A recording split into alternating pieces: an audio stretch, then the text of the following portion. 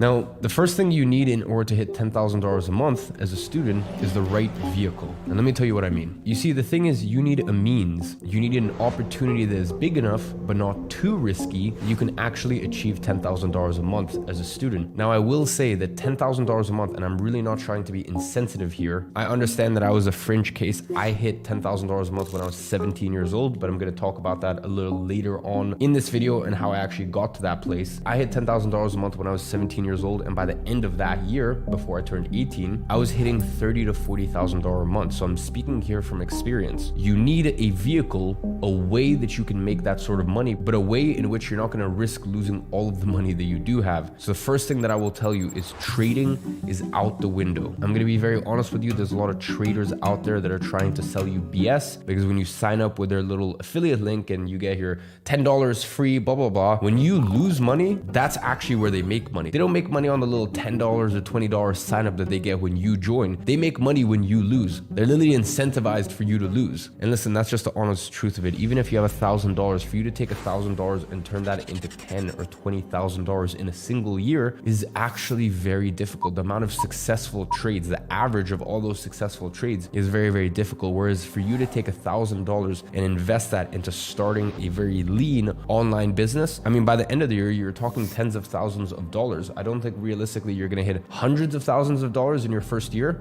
It happens sometimes, but it's very unrealistic. But definitely by the end of the year, you should be making more than your average salary if you were just working a traditional 9 to 5. And the best part is you should be able to do it remotely. So in order to make money, you need something that spits out free cash flow. And what I mean by that is profit that you can actually use. Because here's the other thing I'm going to tell you. People always look at net worth. They go, oh, he has $100 million net worth, but his entire net worth is in his company. And he can't take out money out of his company because he may have investors or this or that. Or you have certain people, for example, a lot of people in the property game where they have a lot of money, their portfolio is worth a lot, but they're not very cash rich. They don't actually have a lot of cash laying around. They're wealthy, but their money is tied up in places. And that's not the place that you want to be at when you're first starting a business. So a lot of businesses, like for example, building a proper e-commerce brand. And by the way, when I say proper e-commerce brand, once again, I'm speaking from experience. I've had an eyewear company for a few years. And the thing is, the packaging, everything is beautiful. We've got this beautiful black velvet finish on the inside. So this business is okay. It's my smallest business. It makes around $1.2 to $1.5 million a year. And that sounds great until you realize that we have 50% margins. So I'm only keeping 50% of that money. And it's even worse when you realize that any of my profit that I make, I can't keep. I have to roll that into new stock, because especially a product like this is actually very difficult to make. So for me to put in an order now of another 5,000 to 10,000 units,